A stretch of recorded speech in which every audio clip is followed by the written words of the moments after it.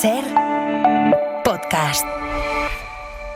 Estás escuchando el abierto de Hoy por Hoy. Cada día analizamos las noticias más relevantes de la actualidad, las claves políticas, económicas y sociales, con las voces de los protagonistas y los distintos puntos de vista de nuestros tertulianos.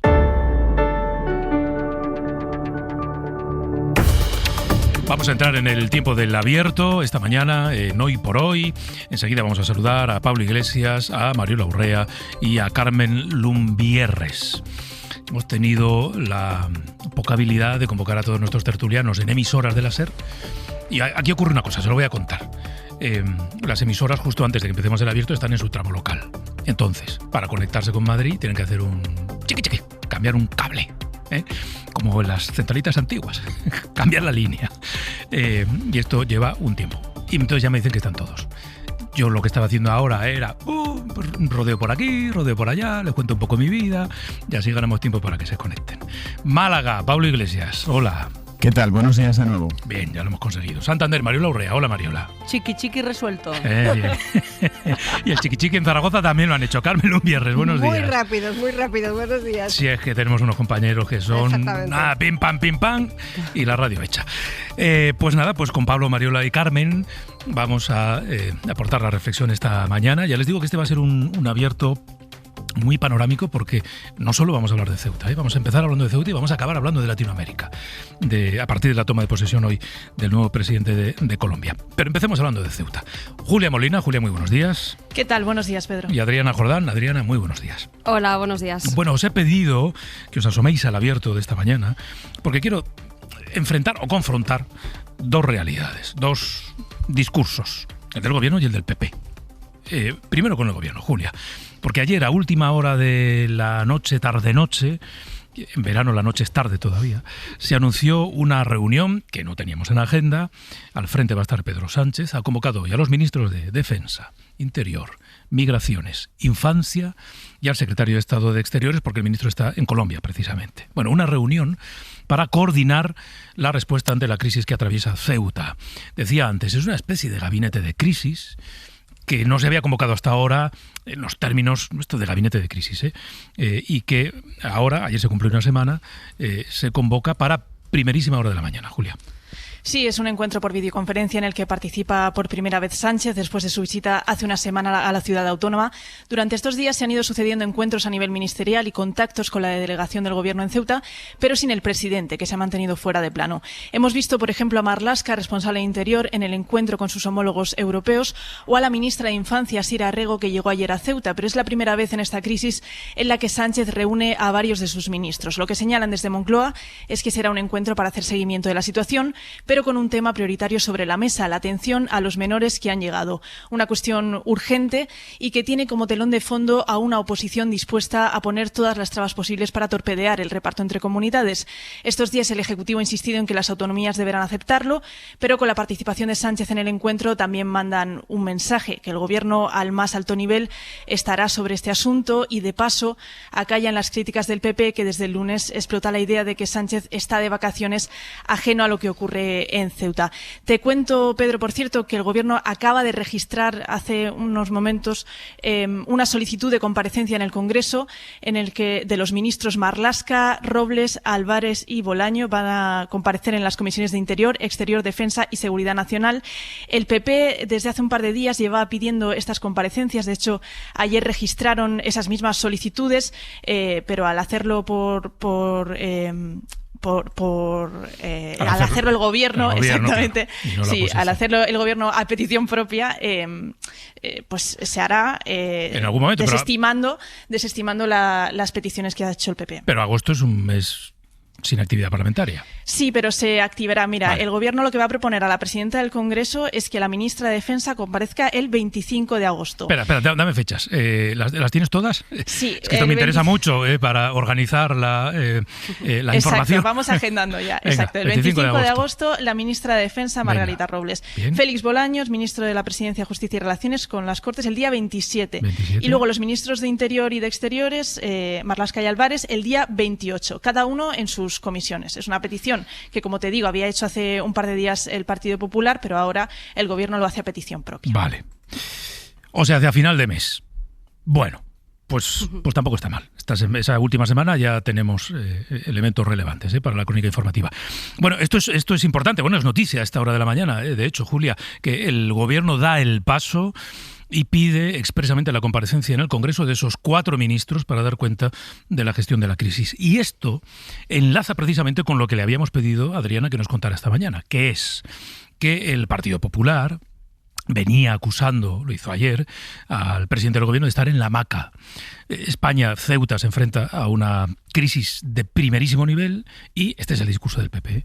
El presidente del gobierno está en la hamaca. De hecho, claro, estas acusaciones, la convocatoria de esta reunión de hoy con Pedro Sánchez al frente llegaba además en un contexto en el que vimos a otras 2 representaciones institucionales del Estado, al rey y al presidente de Ceuta, mantener una reunión.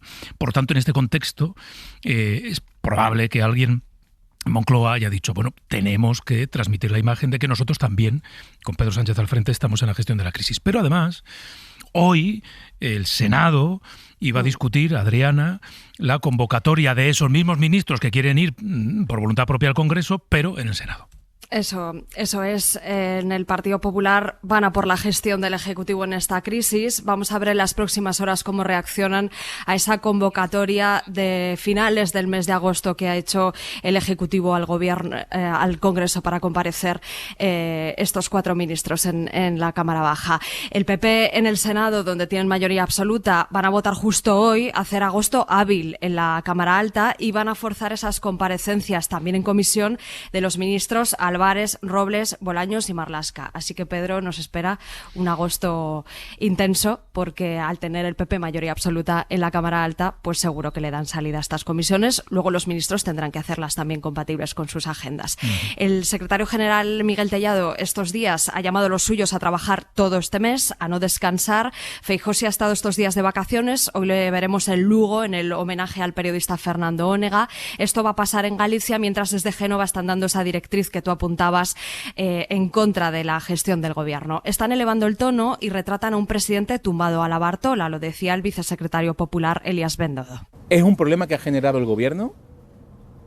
El presidente está tumbado en una hamaca y quiere que las comunidades autónomas del Partido Popular resuelvan la papeleta. Oye, insisto, nosotros vamos a cumplir la ley, pero es un problema que tiene que arreglar el gobierno porque lo ha generado el gobierno de España, de forma directa o indirecta. Además, en el entorno de Isabel Díaz Ayuso también repiten esta estrategia de acoso y derribo contra la gestión del Ejecutivo. En medio de la polémica del ático, resaltan que la presidenta madrileña ha trabajado en la gestión de los incendios. Esa crisis, la gestión, la coordinación con Madrid no desgastó a Moncloa, así que en el PP van a por la crisis de Ceuta. Muchas gracias a las 2. Hasta luego. Hasta luego. Claro, luego. Ahora hay que ver si el Senado efectivamente habilita, que lo va a hacer, claro, tiene mayoría absoluta el PP este mes para que comparezcan esos 4 ministros, y si eso ocurre antes de la comparecencia, de las comparecencias de finales de agosto, o si el PP en el Senado entiende que, puesto que ya van a comparecer en el Congreso, ¿para qué trabajar 2 veces? Bueno, esto no lo sé, ya veremos. Pero en todo caso, por aportar un primer análisis, supongo que voy a decir una obviedad, Mariola, pero empiezo por ti. Tiene todo el sentido, no sé cuál es el mejor momento político, quiero decir, pero tiene todo el sentido que el gobierno acuda allí donde estamos representados todos, ¿no?, a dar explicaciones de las causas, la gestión y las consecuencias de esta crisis. Por supuesto que tiene todo el sentido. Además, yo creo que podríamos hablar incluso que es lo que, en términos de obligación y responsabilidad, procede. Pero antes de entrar en este punto, Pedro, a mí sí que me gustaría partir de una premisa que también es una obviedad, pero que en ocasiones a veces hay que recordar lo sencillo para que nadie se despiste. Las instituciones no están de vacaciones nunca. Las instituciones en un sistema democrático, y ese es el valor que tiene un sistema democrático, es que están siempre operativas, porque las instituciones están incluso por encima de las personas que ocupan en un momento determinado una responsabilidad. Lo digo porque el Congreso de los Diputados aunque no tenga habilitado agosto como un mes de actividad parlamentaria, hay una institución, un órgano dentro del Congreso de los Diputados, la Comisión Permanente, que está permanentemente en activo y trabajando. La presidencia del Gobierno no tiene vacaciones, por mucho que quien ostente esa responsabilidad tenga derecho, no vamos a estar discutiendo esto porque me parece distracción y ruido, para no entrar en lo mollar, que tenga derecho a unos días de asueto, pero da igual dónde esté ubicado quien asume la presidencia del Gobierno, que puede estar obviamente permanentemente informado y atendiendo las responsabilidades. Lo mismo pasa con la corona y lo mismo pasa, y así podríamos ir yendo por institución, poder por poder en un sistema democrático. Es obvio, pero no quería dejar de señalarlo. Y a partir de ahí, a mí me parece que hay una carrera loca, Pedro, por más que por resolver los problemas, por aparentar que están al mando de los problemas. Y esto me parece también, en cierta medida, una frivolidad. Entonces, nos enfrentamos a una realidad que es humanamente, diplomáticamente, jurídicamente, en clave de seguridad también, compleja, como es la crisis de Ceuta. Y aquí la pregunta que yo creo que hay que lanzar es ¿quién está en disposición de aparentar que resuelve problemas y quién está al mando de la solución de los problemas? Y creo que esto es clave, porque si no volvemos otra vez a introducir ruido y distracción en la conversación.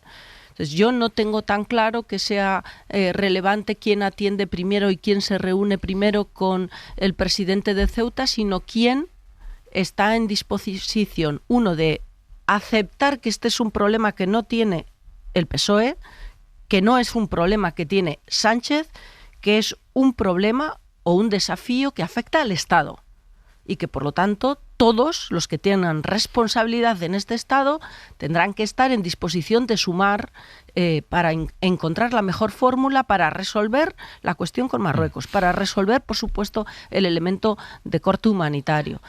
Y evitemos los elementos que distraen con el ruido. Pablo, y luego Carmen. Estoy muy de acuerdo, y creo que uno de los problemas que denota o que pone manifiesto esa carrera, ¿no?, por aparentar el estar al frente de la resolución de los problemas, tiene que ver con cómo funciona la política actualmente. El hecho de que es más importante el aparentar o el demostrar que estás haciendo algo que realmente el hacerlo, o incluso el que luego eso tenga efectos adecuados para gestionar una crisis o evitar una crisis como la que hemos tenido en Ceuta. Por cierto, crisis gravísima que afecta a muchos estamentos del Estado y que nos afecta y que afecta al Gobierno en particular en muchos frentes. En el frente de las fronteras, evidentemente, que es el primero que se ha visto sobrepasado y que ha sido una tomadura de pelo hasta el punto de que la Casa Real ha manifestado su indignación con un comunicado absolutamente inédito. Las relaciones diplomáticas con Marruecos, que de momento son las que menos se han visto afectadas, porque el Gobierno está siendo, vamos a decir, prudente o tibio en las relaciones con Marruecos, en el papel que Marruecos ha jugado en esta crisis, pero que evidentemente es el trasfondo de lo que ha ocurrido en Ceuta.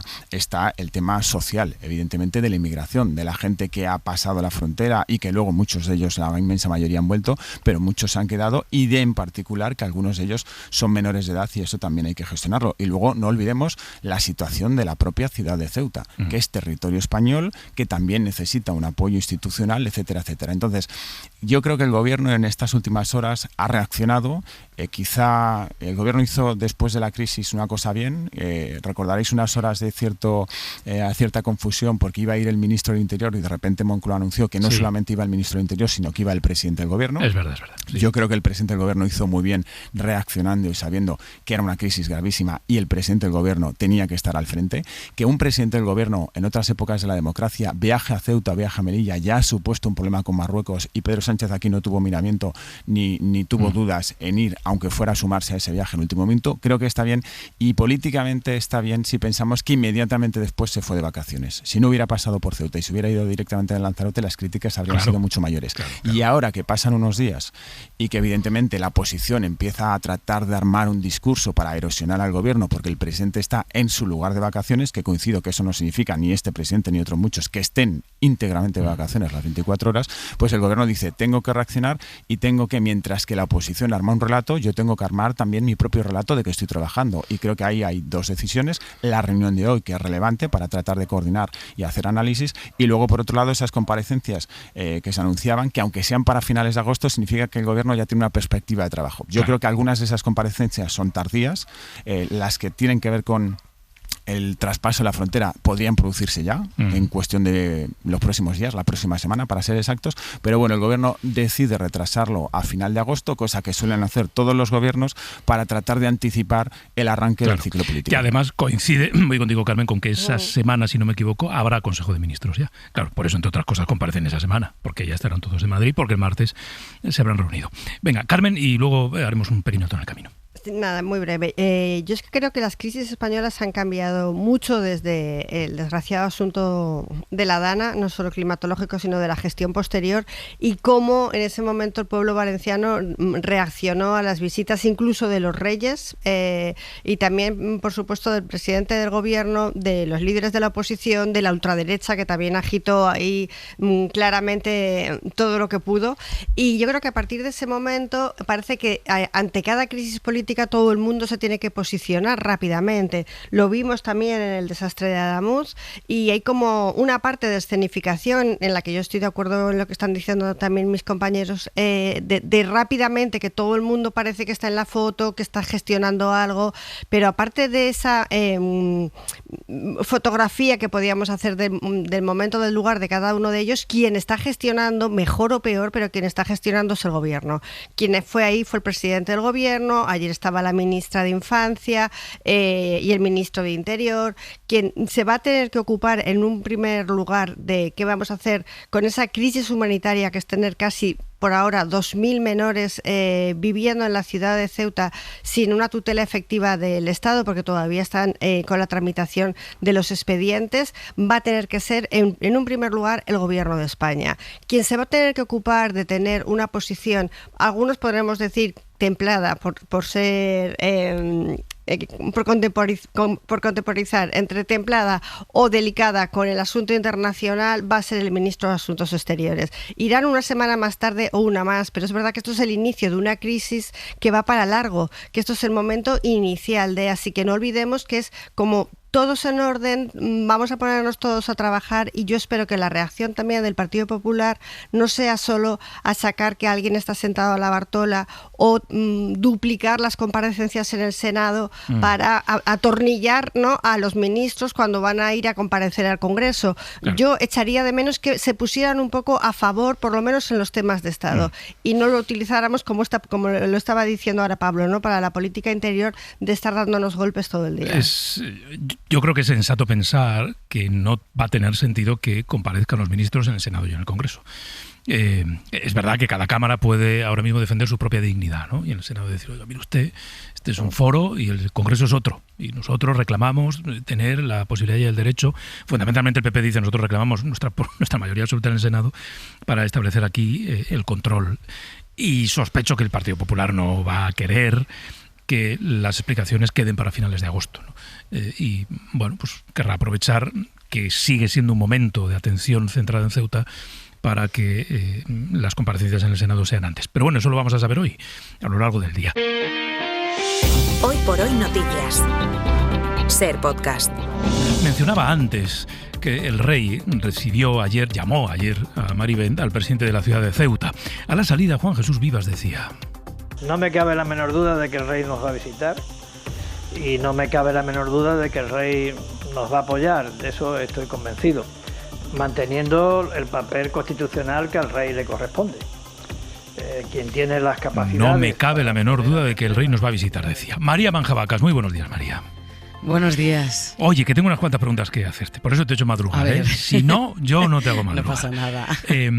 Lo más relevante, María, ¿qué debería pasar para que el rey, efectivamente, a partir de lo que decía ayer el presidente Vivas, visite la ciudad de Ceuta, que junto a Melilla, recuerdo, son los dos únicos territorios que no ha visitado el jefe del Estado? Pues mira, lo tendría que proponer, que prácticamente ya de facto, pues ya lo veis, está propuesto y el gobierno lo tiene que aceptar, ¿o no?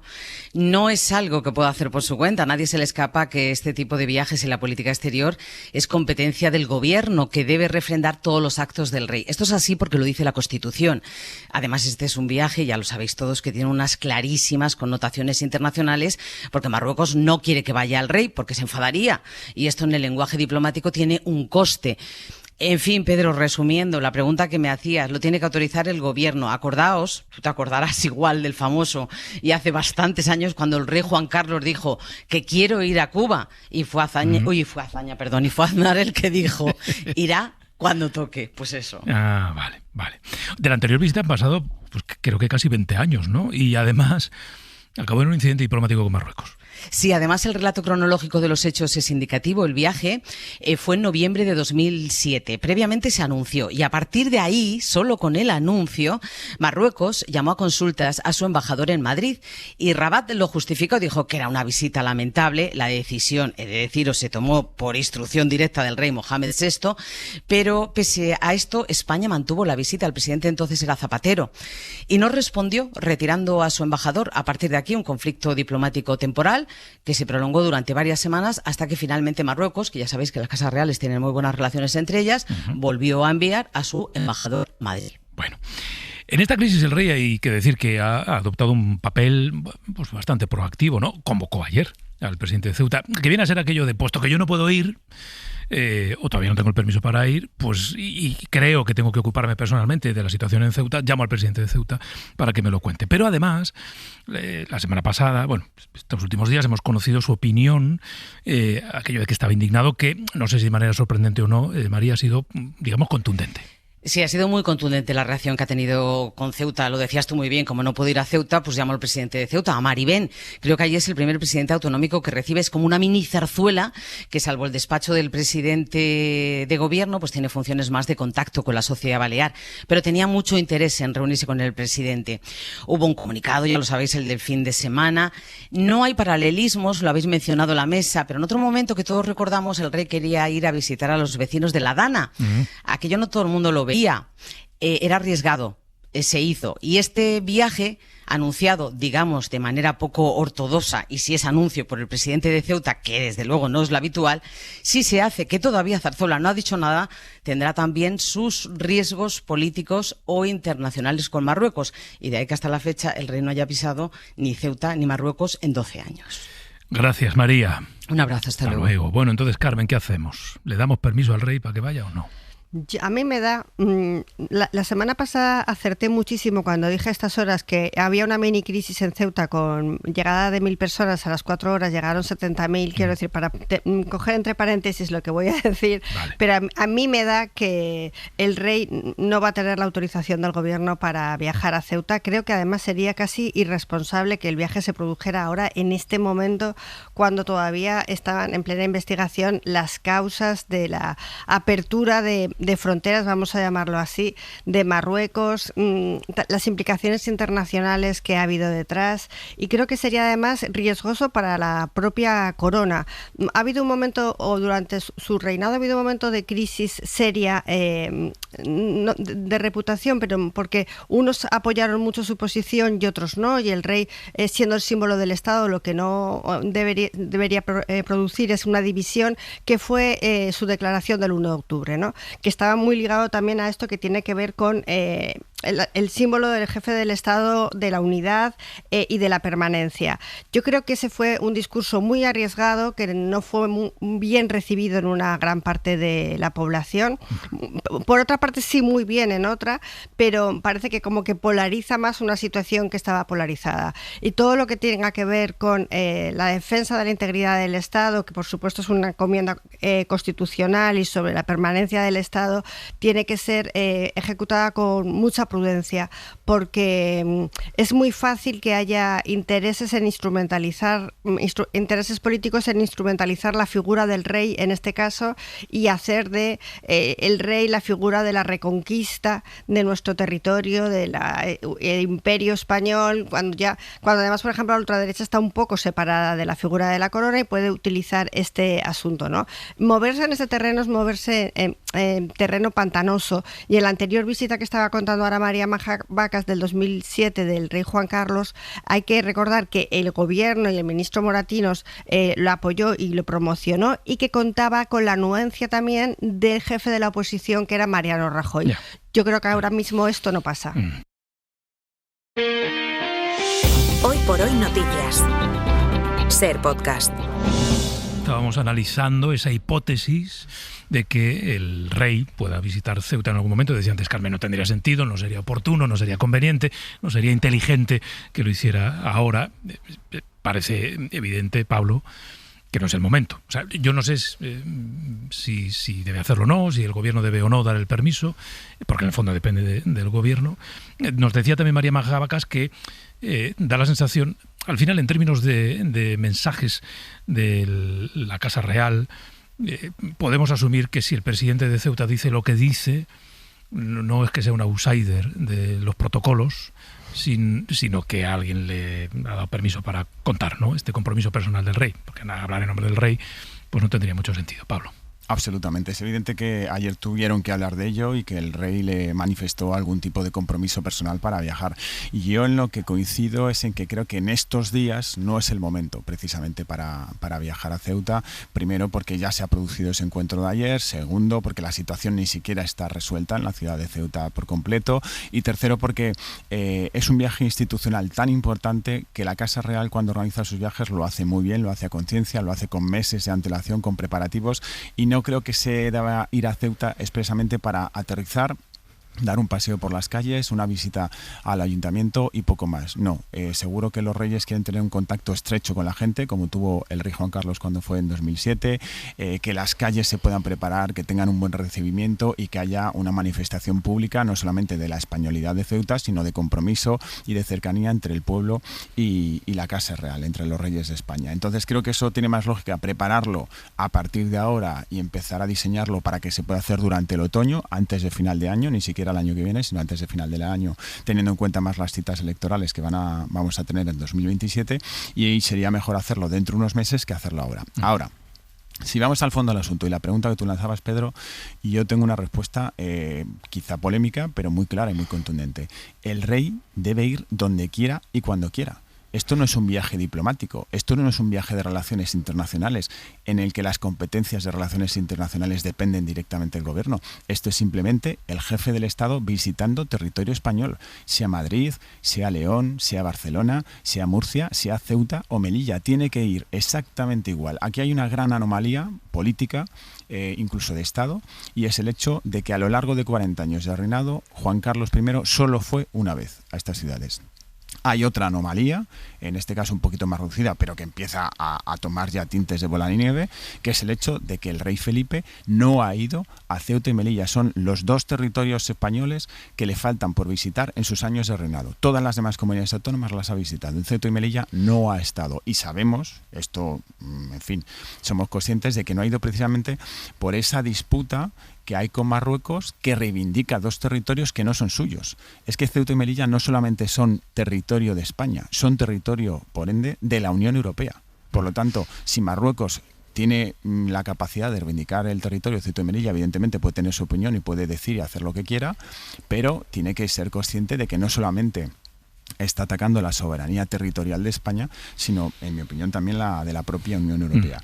Y ahí es donde el gobierno de España no debería tener ningún veto ni ninguna reticencia a que los reyes de España vayan a Ceuta y Melilla.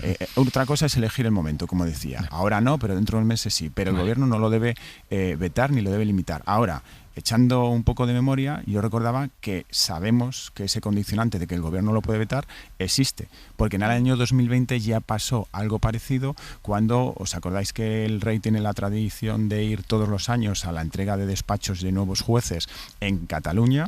Y en 2020 este gobierno ya le dijo al rey que no debía ir a la toma de esos nuevos jueces. Sí. Con lo cual, pues esa limitación de ese Moncloa siempre existe. Está muy bien que entre Zarzuela y Moncloa haya una coordinación, pero no debería haber ese veto cuando hay un viaje a territorio español. Esto no es lo mismo que ir a Uruguay ni ir a visitar un país extranjero. Mariola.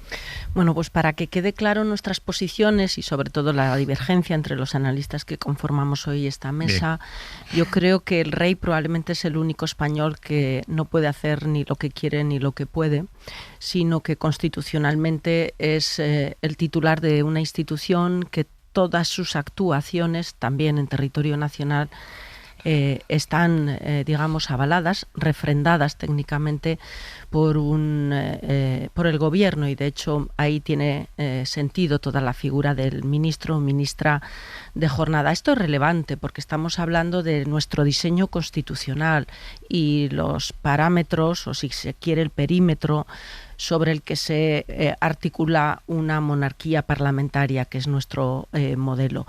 Esto como punto de arranque para la discusión, seguramente quizá después con Pablo. Segundo punto, tan importante como saber qué hacer para quien está al frente de una institución como la Corona es sobre todo tener claro qué no hacer. La legitimidad de la monarquía y de la corona en un sistema democrático no tiene tanto que ver con los fundamentos históricos como con el sentido de utilidad, es decir, aportar valor no a la generación de más problemas, sino a la solución de los problemas. Dicho de otra manera, para que nos entendamos, el rey no puede ser combustible en las crisis exteriores, y menos aún combustible en las crisis o en las disputas políticas en el ámbito interno del país. Entonces, podríamos plantearnos la primera y gran pregunta es ¿cómo aporta valor el rey, esta institución, la Corona, a la solución de este desafío que estamos analizando hoy? Y muy rápidamente diré, recibiendo al presidente de Ceuta, bueno, habrá quien crea que sí. Habrá quien crea que logra hoy una fotografía desde el Palacio de Maribén, bueno, que puede dar la impresión de que el rey se mueve, hace algo y da, como dice el presidente de Ceuta, apoyo institucional y moral.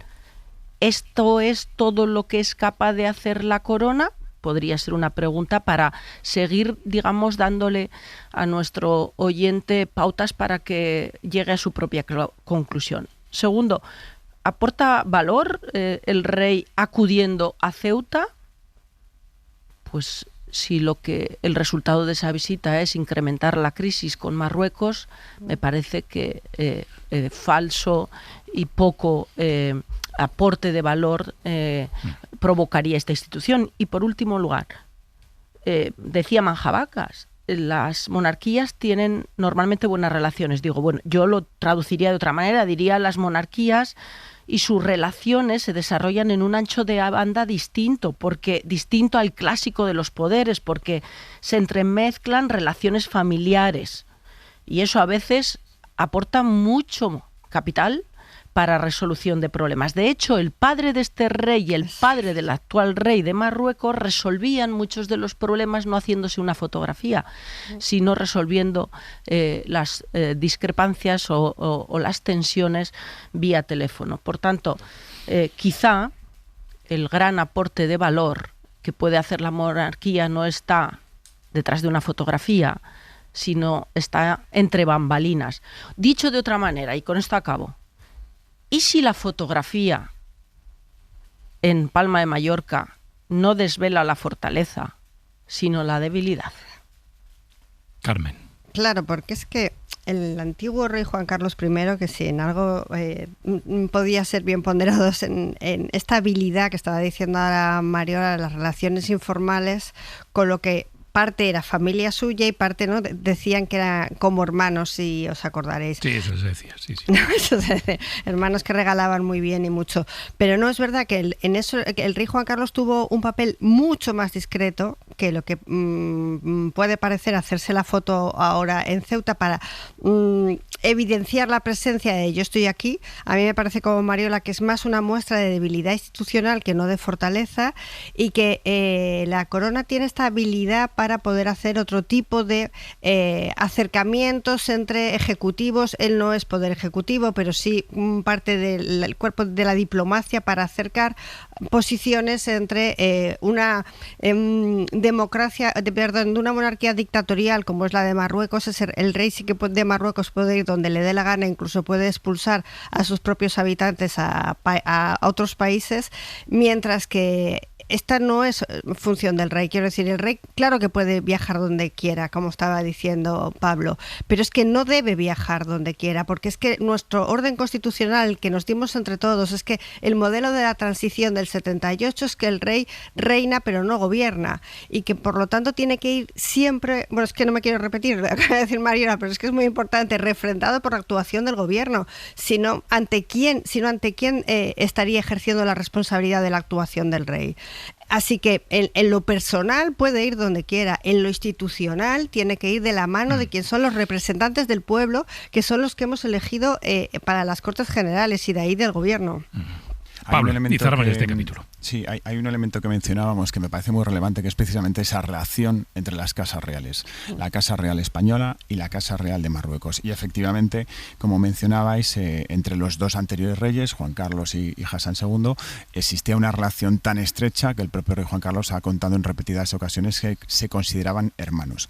Yo creo que los que somos ajenos a la monarquía como tal, los que no formamos parte de una casa real, siempre nos va a costar entender esa relación tan estrecha que hay entre las monarquías. Pero, por ejemplo, leyendo las memorias del rey Juan Carlos, que han sido muy publicadas y muy polémicas también en los últimos meses, se entiende perfectamente esa relación tan estrecha de simpatía, de familia en algunos casos a nivel europeo, pero incluso de sentimiento de familia cuando no se es familia, como ocurre con Marruecos. Hassan y Juan Carlos resolvieron algunos problemas, pero fijaros que cuando se produjo la Marcha Verde sobre el Sáhara, el rey Juan Carlos tenía prácticamente todos los poderes delegados de Franco y no pudo hacer nada para frenar a Hassan, porque Marruecos le pasó por encima y aprovechó uno de los momentos de mayor debilidad de España para quedarse con un territorio que no era suyo. Ahora mismo yo estoy seguro de que esas conversaciones entre Mohamed VI y Felipe VI sí que se están produciendo también, y se tienen que haber producido, a pesar, ojo, de que las relaciones diplomáticas no es competencia de la Casa Real tampoco. No es el rey el que tiene que llamar a la corona en Marruecos o tiene que limar asperezas con Marruecos en este momento. Eso lo tiene que hacer el presidente del gobierno, lo tiene que hacer el Ministerio de Exteriores, pero el rey sí puede ayudar, y precisamente esa función yo creo que es uno de los elementos que pone en valor el valor añadido que tiene una corona frente a una jefatura de Estado política, y creo que eso se ha hecho en otros momentos de la historia y seguro que ahora se está haciendo. ¿Qué pasa? Que no se puede hacer, que no se puede contar, perdón. Se puede hacer, pero no se puede contar. Y nosotros no lo tenemos que saber. Seguro que se están haciendo cosas por detrás, pero lo que nosotros vemos es esa foto en Palma de Mallorca, que recordemos que tan importante es el hacer por detrás, aunque no se sepa, para solucionar la crisis, como lanzar mensajes a la ciudadanía, porque los ciudadanos reivindican también, quieren ver a alguien al frente, quieren ver a alguien que resuelve un problema, quieren ver a alguien que reivindica el territorio español, y eso lo ha hecho más en los últimos días el rey de España que el gobierno de España. Si uno de los riesgos, menos me va a sobrar, Pedro. La cuestión es cuidado con colocar a las instituciones y a quienes son los titulares de algunas instituciones tan sensibles como Corona a hacer algo que la Constitución no les permite hacer, que es jugar a hacer política. Eso nos coloca en otra crisis muy distinta a la de Marruecos, y desde luego con consecuencias probablemente de más calado que incluso la que estamos comentando hoy aquí. Hoy por hoy noticias. Ser podcast. Quiero que saludemos a Alicia Sánchez. Ella es secretaria de Mujer e Igualdad de la Asociación Unificada de Guardias Civiles. Alicia Sánchez, muy buenos días. Hola, buenos días. Bueno, más allá de que conozcan o no personalmente a la víctima de lo ocurrido en Llanes, supongo que lo sucedido allí, un crimen como ese, supone un gran impacto, ¿no?, en el cuerpo, en la Guardia Civil. Sí, efectivamente, nos deja a todas consternadas, porque ha sido una cosa que tal vez estemos frivolizando con este tipo de hechos, que los vemos todos los días en la televisión, pero cuando suceden dentro de un cuerpo policial, que somos quienes debemos proteger a las víctimas, pues duele ver lo que ha pasado. Supongo que esta pregunta se habrá formulado ya muchas veces y se seguirá formulando, ¿no? ¿Cómo es posible que ocurra dentro de un cuerpo que está especializado, que debería tener también esa misión de proteger a las mujeres? Porque entiendo, señora Sánchez, que dentro de la Guardia Civil hay protocolos establecidos para gestionar los casos de violencia machista dentro del cuerpo o entre miembros del cuerpo. Sí, efectivamente, desde 2021, en la época de la directora María Gámez, tenemos un protocolo de actuaciones ante situaciones de violencia sobre la mujer, cuando afecten a miembros de Guardia Civil, sea él el agresor y la mujer no, o sea la víctima ella, o ambos sean guardias civiles. Tenemos un protocolo, sí. Ese protocolo, ¿qué medidas implica? Entiendo que es complejo y que es amplio y no le pido que me lo detalle, ¿no? Pero ¿cuál es la primera respuesta que se debe dar? Bueno, pues cuando en este caso, como ambos eran guardias civiles, pues ya la Guardia Civil tiene conocimiento de que hay una denuncia previa y hay unas medidas cautelares que se aplican. Unas medidas que van para la víctima y luego otras medidas que van para el agresor. La víctima tiene las mismas medidas de protección que puede tener o de movilidad que puede tener cualquier mujer que trabaje en la administración pública. Puede pedir una excedencia, una reducción de jornada sin pérdida retributiva, reordenar su jornada, movilidad geográfica, sin salir en ningún boletín, comisiones de servicio. Tiene un tipo de medidas. Y para el agresor, pues la retirada de armas inmediata. En cuanto se tiene conocimiento, incluso aunque no hubiera denuncia, se le podrían retirar las armas con arreglo a unos procedimientos que están previstos por conductas anómalas.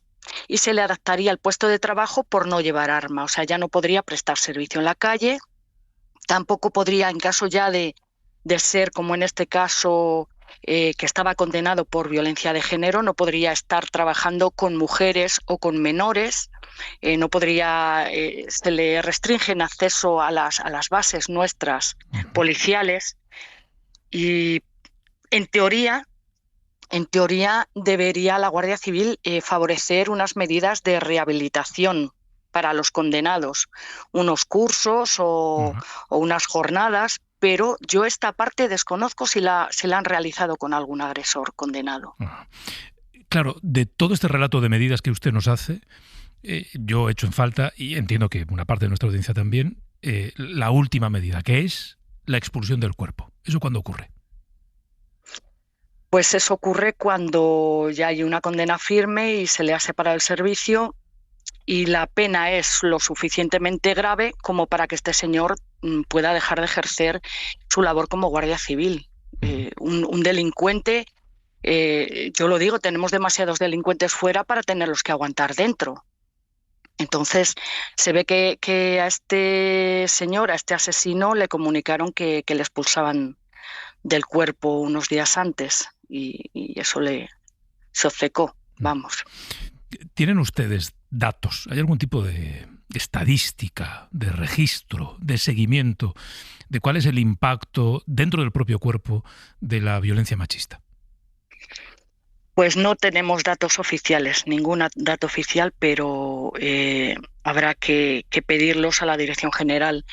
Hay a veces conversaciones off the record en las que llegamos a saber que el 40% de las faltas graves que se imponen o que por las que se sancionan a guardias civiles son por condena firme, porque cuando a nosotros nos condenan, sea por cualquier delito, una alcoholemia, cualquier otro delito que no tenga que ser pero que podría ser, se nos abre un expediente disciplinario.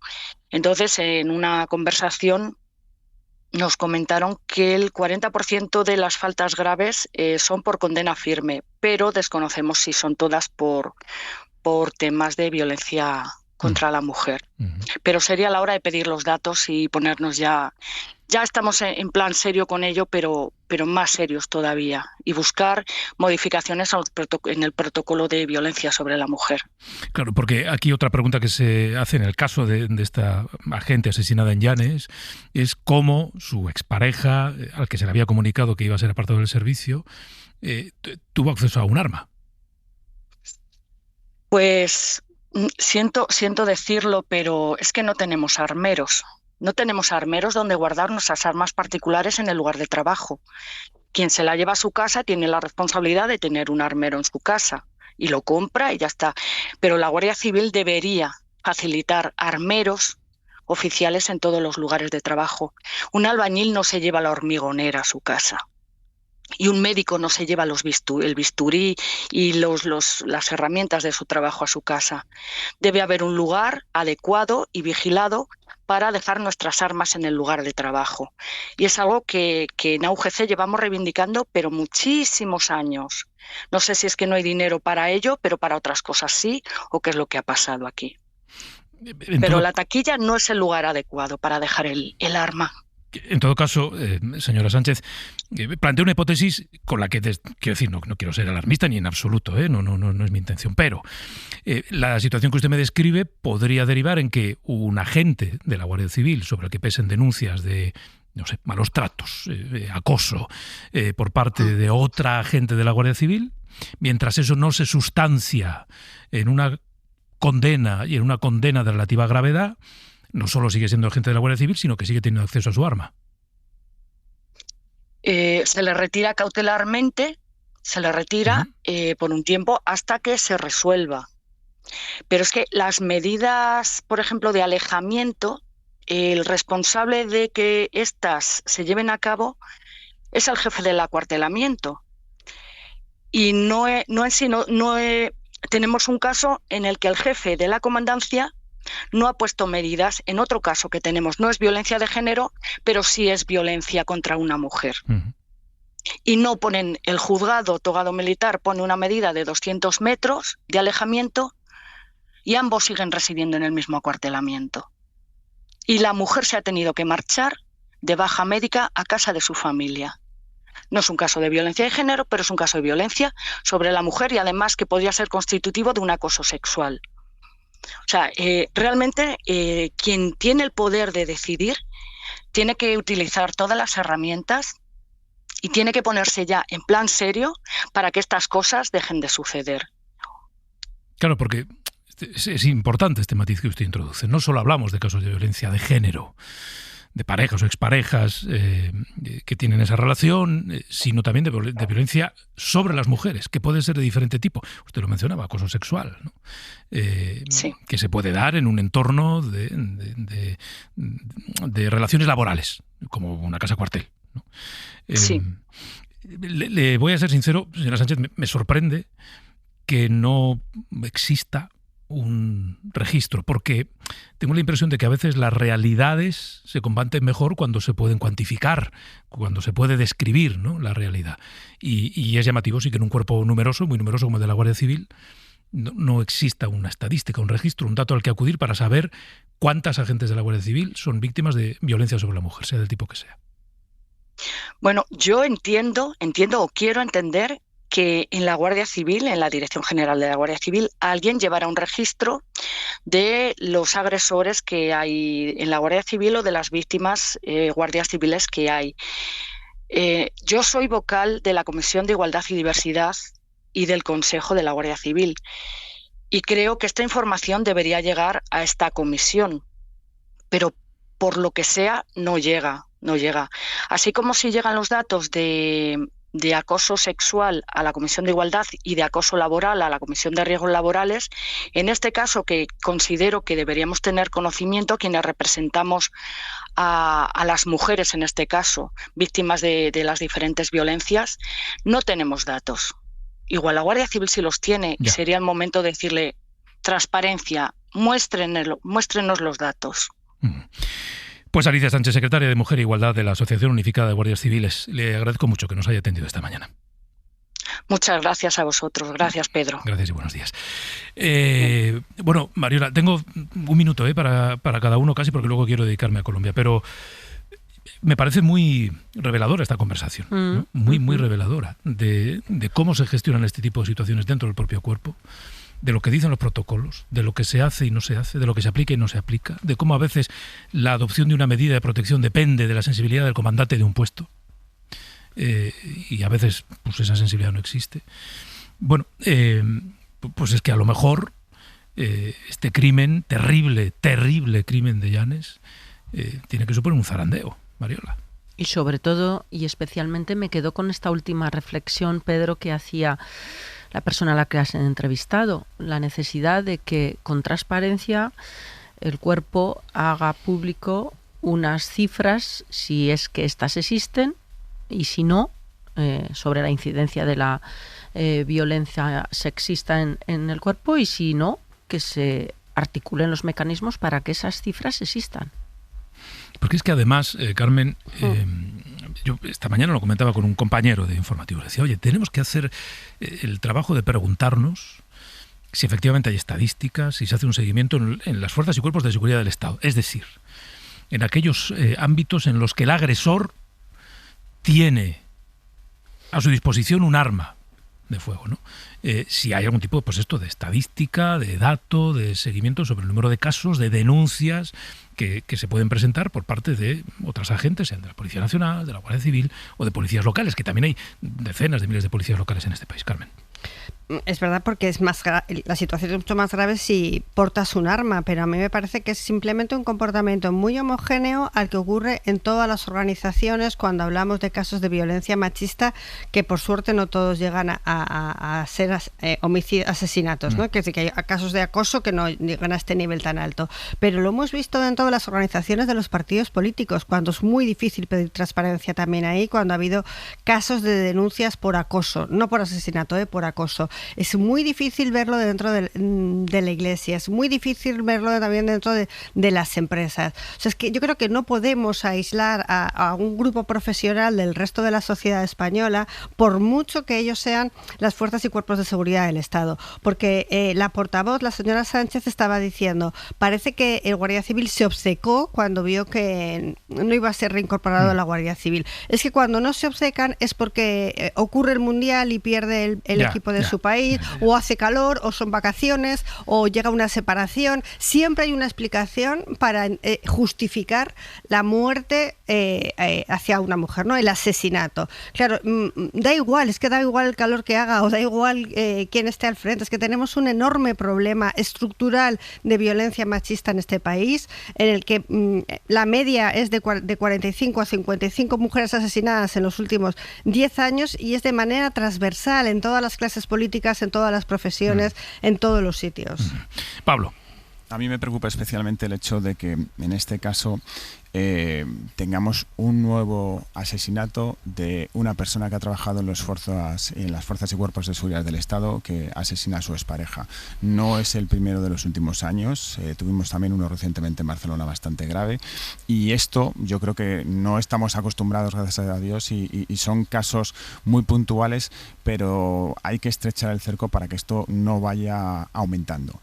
Quizá una de las cosas que se ha reivindicado y puesto sobre la mesa desde el ámbito político es la concienciación y la formación en materia de lucha de género que hay que dar en muchos ámbitos, ¿no? Desde la escuela, colegios, etcétera, etcétera. Y para luchar contra la violencia de género también hay que hacerlo en las fuerzas y cuerpos de seguridad del Estado, que reciben una formación específica, los que se dedican a ello todavía mucho más, pero desde las propias academias también tienen que, yo creo que, incidir en esa materia para tratar de detectar además casos de gente que a lo mejor no cumple los requisitos para estar patrullando una ciudad y, por supuesto, portar un arma, ¿no? Claro. Lo digo expresamente por este personaje, porque este crimen que vosotros habéis calificado de muy diversas maneras es que todas las palabras se quedan cortas, porque este hombre es un salvaje, que ya hizo salvajadas con esta pareja hace varios años y que lo que hizo el otro día en Llanes es absolutamente inimaginable. Pero fíjate, perdón, Pablo, un salvaje que ya hizo salvajadas, es decir, que dio una paliza hace años, que la acosaba y que seguía seguía siendo agente de la Guardia Civil. Porque la expulsión del cuerpo se la comunican hace poco. Por eso yo le preguntaba, oiga... Pero Pedro, fíjate, yo ahí discrepo un poco, porque la Guardia Civil está muy cuestionada por muchas cosas últimamente, pero yo creo que aquí, aunque el protocolo pueda ser lento, el protocolo ha funcionado. Ya. Y se había aplicado correctamente. Sí. Yo la pega que sí que le pongo precisamente es esa tardanza en los procesos. Son 7 años y se le comunica hace poco que es definitivamente expulsado del cuerpo. Pero no solamente es el proceso de expulsión de la Guardia Civil, es que había un proceso judicial en marcha, no solamente porque le había presentado un montón de denuncias contra ella, que es paradójico, todas se iban archivando poco a poco, pero el proceso judicial seguía en marcha. Y esa es una de las cuestiones que en muchas ocasiones el que haya procesos judiciales en los que se tarda en resolver hace que este tipo de personajes, por llamarlos de alguna manera, sigan sin pasar página, sin saber reiniciar su vida y siguen obcecados en atacar a sus exparejas e ir contra ellas. Y ellas reinician su vida y ellos son incapaces. Hay que hacer que todo eso vaya más rápido para que se olviden definitivamente y las dejen vivir. Y hay que recordar que hay partidos políticos en España que niegan la violencia machista y a los que se les está dando la oportunidad de incorporarse a los gobiernos, de momento autonómicos, con responsabilidades en áreas precisamente sobre la materia que estamos tratando. Quiero saludar a Victoria García, que es nuestra compañera de Internacional. Hola Vicky, buenos días. Hola Pedro, ¿qué tal? Bueno, con Vicky hemos trabajado estos días este tiempo que queremos dedicar a mirar a Latinoamérica. Porque, en fin, hoy toma posesión el nuevo presidente de Colombia. Decía antes, se hace llamar el tigre. Tiene este discurso de vengo a poner 2 cojones en la política colombiana frente al narcotráfico, frente a la violencia. Las negociaciones, el apaciguamiento no me sirve. Vengo a aplicar las teorías empresariales al gobierno para rescatar a este país. Así que hablando con Victoria dijimos, oye, deberíamos hacer una mirada a Latinoamérica, ¿no? Lo que está pasando, ¿no? A cómo está viendo esta ola populista, en algunos lugares populista reaccionaria, en algunos lugares extremadamente populista. Mira, le hemos pedido a nuestra corresponsal de la SER en Latinoamérica, Berta Arventoso. Hola Berta, ¿qué tal? Muy buenos días. ¿Qué tal, Pedro? Buenos días. Hemos pedido que nos cuente un poco el mapa, que recorra con nosotros este mapa conservador, ultraconservador, populista, para identificar a los protagonistas de este mapa. El mapa de América Latina se ha ido tiñendo de azul a lo largo de los últimos años. Quien inició este ciclo ultraconservador en la región fue Jair Bolsonaro, el expresidente de Brasil, militar retirado y parlamentario por el estado de Río de Janeiro, que ganó las elecciones de 2018 con un 55% de los votos, tras capitalizar el hartazgo popular hacia el Partido de los Trabajadores por acumulados casos de corrupción. Bolsonaro se presentó como outsider, sedujo al voto evangélico y desplegó una fuerte campaña digital en redes sociales. Nuestro gobierno será formado por personas que tengan el mismo propósito que todos los que me escuchan en este momento, el propósito de transformar nuestro Brasil en una nación grande, libre y próspera.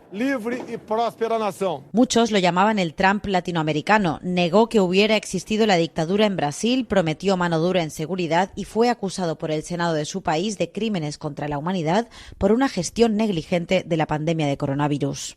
Le siguió en Centroamérica Nayib Bukele, que ganó las elecciones en El Salvador en 2019. Cuando llegó al poder tenía 37 años y se convirtió en el presidente más joven en ejercicio de América Latina. De antepasados palestinos y originalmente militante de izquierda, había sido alcalde de la capital, San Salvador.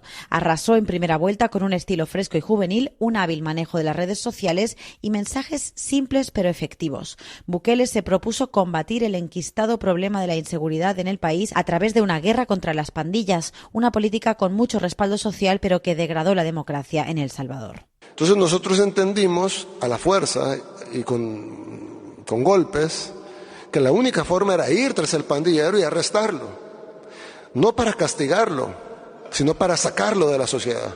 Él tiene que estar fuera de la ecuación. Reforzó la diplomacia con los Estados Unidos de Trump y 7 años después de ser elegido por primera vez, se mantiene en la presidencia tras haber cambiado estructuralmente las instituciones del Estado, lo que le ha permitido perpetuarse en el poder.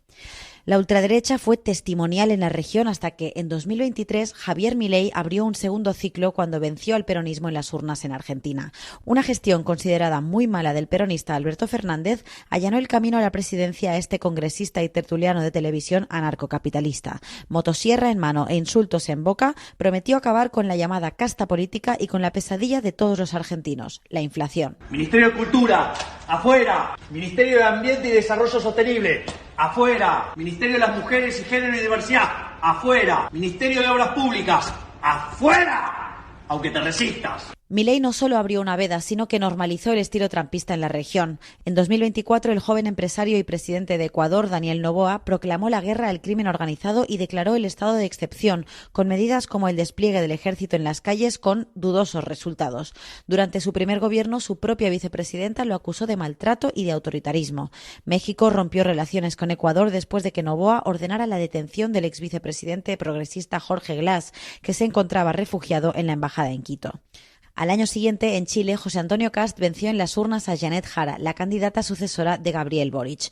Kast, hijo de un ex militante del partido nazi y miembro del ejército alemán exiliado a América del Sur después de la Segunda Guerra Mundial, centró también su campaña en la inseguridad y prometió más control migratorio, llegando a construir un muro en la frontera norte del país. Le encomiendo también que nos colabore con la construcción de barreras físicas para detener el ingreso de la inmigración ilegal. Hace poco más de una semana, Keiko Fujimori tomaba posesión como presidenta de Perú. Hija del exdictador Alberto Fujimori, que gobernó el país en los años 90, reivindica las políticas de su padre, entre las cuales existió el control de natalidad a través de la esterilización forzosa de cientos de miles de mujeres campesinas e indígenas. En su primera semana como presidenta, Keiko se ha dedicado a alabar a las Fuerzas Armadas, que de ahora en adelante participarán más en las tareas de seguridad. Durante los estados de emergencia, las Fuerzas Armadas asumirán temporalmente el liderazgo de las operaciones de seguridad y del control interno. Su campaña ha tratado fundamentalmente sobre la lucha contra el crimen organizado, con promesas como la construcción de una megacárcel como las de Bukele en El Salvador. Quiero sumar el análisis de Ana Ayuso, ella es investigadora senior del CIDOB, especialista en Latinoamérica. Ana Ayuso, muy buenos días. Buenos días. Hace no mucho usted escribía algo así como que decir ahora que toda Latinoamérica vira a la derecha es arriesgado, pero sí que se detecta en no pocos países un giro evidente. Sí, evidentemente hay un giro a la derecha, pero yo me refería a que no hay que verlo todo teñido, ¿no? Como se decía, de azul. En parte es un voto de castigo a los gobiernos salientes, o sea, forma parte un poco de los ciclos políticos, ¿no? Castigo al gobierno y muchas veces a los partidos tradicionales, o sea, y con ese discurso un poco antiélite. Cuando una parte tiene que ver con pues, las transiciones entre un gobierno de izquierda y derecha. Otra parte es que tampoco todos han sido unas victorias arrasadas, de arrasar. O sea, en el caso de la Espriella ganó por un 1%, y en el caso de Fujimori hubo que esperar al voto extranjero para que pudiera proclamarse presidenta. Por tanto, tenemos parlamentos mucho más plurales de lo que en principio podría preverse. Claro, y eso augura presidencias mucho más difíciles, no sé si traumáticas, en el sentido de que el país o los países están divididos. Que el nuevo presidente de Colombia, que toma posesión hoy, lo haya sido por un 1%, que es un margen estrechísimo, indica que hay una parte grande del país a la que va a tener que gobernar y que no cree en el tigre de Colombia. Efectivamente, nos encontramos con gobiernos con dificultades para sacar adelante sus proyectos. El mismo Noboa, por ejemplo, perdió un referéndum 7 meses después de ganar de manera cómoda. Y entonces lo que vemos es que hay una falta de gobernabilidad por esa polarización que se da. Y luego lo que sí es preocupante, que lo que decías, es que hay ese discurso, ¿no?, conservadurista y con ese argumentario securitario que hace temer un poco por la calidad de la democracia, ¿no? Claro, porque quien llega hoy a la presidencia de Colombia, pero no es el único, llega en parte con una mezcla de discursos de pues vengo a aplicar técnicas de empresa a un país para que, en fin, sea más fiable, en fin, y tenga los resultados que debe tener una empresa, pero también, y esto sí que se repite en algunos países de Latinoamérica, con esta idea de la contundencia, ¿no? De como dicen, los cojones que voy a poner al gobierno para, en este caso, luchar contra, el narcotráfico. Sí, la seguridad se ha convertido en uno de los problemas más graves en América Latina, y la población de alguna manera busca respuestas contundentes. Y lo que pasa es que esas respuestas, claro, Bukele de alguna manera es el que ha generado, digamos, un referente, pero es una situación de un país muy diferente de que otros países de la región. O sea, allí era pandilleros, no es lo mismo que narcotraficantes internacionalizados y con una gran cantidad de armas, digamos, como hay en otros países como el mismo Ecuador o como Colombia, ¿no? Entonces, es una respuesta que, bueno, la gente la busca como una respuesta fácil a un problema que es mucho más complejo, que tiene que ver con la corrupción, con la economía sumergida, con otros temas mucho más complicados que resolver que meter en la cárcel a pandilleros. Y digamos que como figura contrapunto en este continente emerge Lula. Bueno, Lula, lo que pasa es que Lula ya tiene mucha trayectoria, ¿no? Entonces, yo creo que Lula, el problema es que no ha sabido encontrar sucesor, ¿no? Y ese es un problema que están teniendo también las izquierdas, la incapacidad de conseguir generar una nueva generación de personas de izquierda, pero con mayor capacidad de movilizar a la gente, por ejemplo, a la gente joven o a la gente o a la población más que se siente más desamparada. Lula, como político referente, digamos, estadista, sí que es una referencia. Ahora bien, como capaz de dar un tirón, ¿no?, a los movimientos de izquierda, yo lo veo más complicado. Claro. También ocurre que no todos los gobiernos conservadores en todos los países de Latinoamérica operan de la misma manera. Hay conservadores, digamos, tipo, ¿no? Los hay conservadores populistas, los hay muy conservadores, muy populistas. No sé, Chile, por poner un ejemplo, en algunos lugares en los que lo político y lo económico a veces como que se disocian, de manera que el gobierno de Chile es capaz de mantener muy buenas relaciones con otros gobiernos progresistas de la zona, porque tienen relaciones comerciales, digamos. Sí, claro, luego hay los intereses, las relaciones internacionales son también intereses y entonces cuando tienes socios importantes pues no es tan ideológico. También llama mucho la atención esa ideología, digamos, tan radical, pero en el fondo si uno lo vemos es muy diverso, ¿no? Quiero decir, lo que preocupa es que es verdad que hay una parte de este discurso muy conservador en contra de derechos que se consideraban como pues derechos con los temas de género, temas de diversidad o temas de medio ambiente incluso. Es decir, que allí sí que vemos que hay una parte de discurso que está yendo en retroceso, ¿no? Es retrógrado. Y eso sí que es preocupante y tiene que ver con también pues, un tema que también es importante, que es el tema del papel de la religión y de los movimientos de estos evangelistas que están teniendo, digamos, una influencia muy grande en la política en países como Centroamérica, o sea, países de centroamericanos o incluso en Brasil. El efecto de ese discurso conservador tipo MAGA es muy importante. Sí. Pues Ana Ayuso, investigadora senior del CIDOB, especialista en Latinoamérica, gracias por habernos atendido esta mañana. Un placer. Gracias. Oye, Victoria, que sigues por ahí. Aquí sigo. Claro, la pregunta es, bueno, nos fijemos en la derecha, no sé si hay figuras que ejerzan o que emerjan como líderes de la izquierda en Latinoamérica. Nada, Pedro, en realidad si exceptuamos a Claudia Sheinbaum, poco liderazgo de izquierdas con futuro, porque Lula da Silva, aunque haga mucho deporte y publique en redes sus ejercicios de musculación, en realidad poco proyecto político tiene dentro del país, además de muchos años como para convertirse en el adalid de la izquierda. No podemos levantar todo día de mañana y dormir todo día a noche. En Guatemala tenemos a un gobierno de Bernardo Arévalo, el presidente más progresista desde el entorno de la democracia hace casi 40 años en el país. Sería una de las cabezas visibles de esa izquierda, pero en realidad la izquierda del continente de América del Sur está tocada, en algunos casos moribunda. Durante muchos años el referente ha sido el castrismo, fíjate tú, lleva 70 años en el poder, se ha deteriorado hasta el punto de ser una pesadilla. Miramos a Nicaragua, donde el líder sandinista conseguía llegar al poder para terminar convertido en una caricatura de sí mismo. Daniel Ortega es uno de los mayores persecutores de la libertad y los derechos humanos al día de hoy en América Latina. El poderoso se siente con el derecho de cometer